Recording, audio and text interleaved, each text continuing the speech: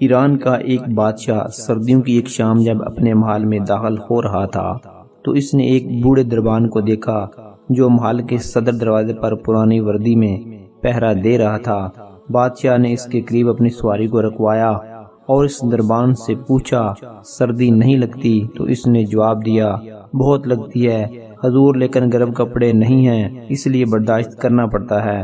بادشاہ نے کہا میں محل کے اندر جا کر اپنا کوئی گرم لباس بھیجتا ہوں۔ دربان نے خوش ہو کر بادشاہ کو سلام کیا اور خوشی کا اظہار کیا، لیکن بادشاہ جیسے ہی اپنے گرم محل میں داخل ہوا تو وہ دربان سے کیا ہوا وعدہ بھول گیا۔ صبح دروازے پر اس سے دربان کی اکڑی ہوئی لاش ملی اور قریب ہی مٹی پر لکھی ہوئی تحریر بھی، جس میں لکھا تھا بادشاہ سلامت، میں کئی سالوں سے اس وردی میں نوکری کر رہا تھا مگر کل رات گرم لباس کے وعدے نے میری جان نکال دی۔